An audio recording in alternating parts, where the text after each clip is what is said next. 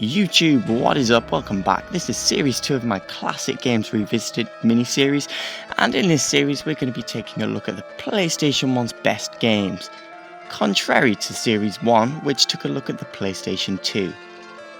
In episode 1, which you are watching now, we're going to be looking at an absolute survival horror classic, and that is Silent Hill 1 for the PlayStation 1. So sit back and enjoy the video.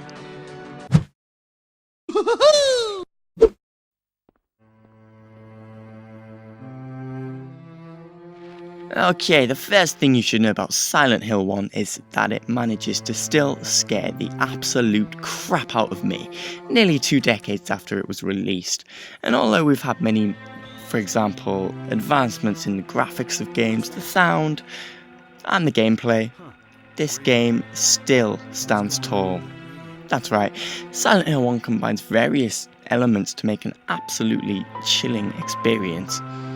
From music that sounds like somebody's being murdered in the background to weird grunts from slightly obscure enemies you can't quite see, accompanied with few health packs and of course a pipe for company.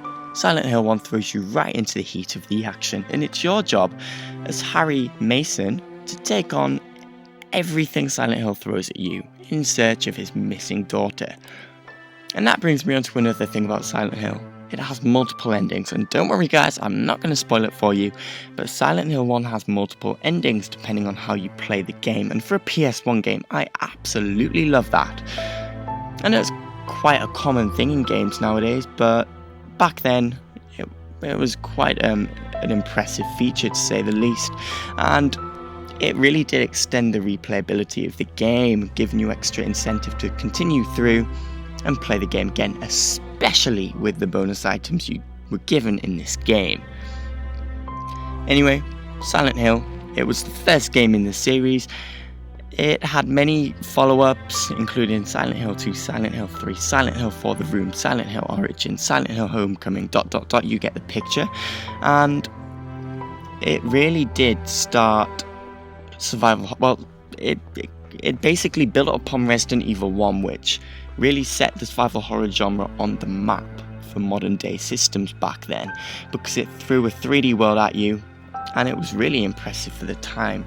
Basically, Silent Hill continued what Resident Evil had set, but increased the fear by 100 times. Yeah, that's right. If you weren't too scared by Resident Evil 1, then this game will scare your socks off. I'm not even joking about that.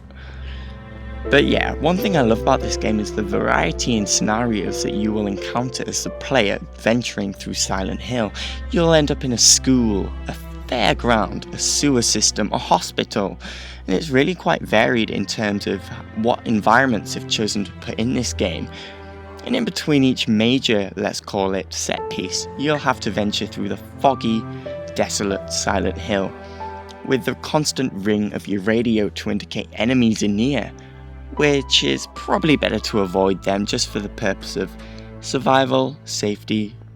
Yeah, you get the picture. But Silent Hill 1, this game's one of the best games ever made, hands down.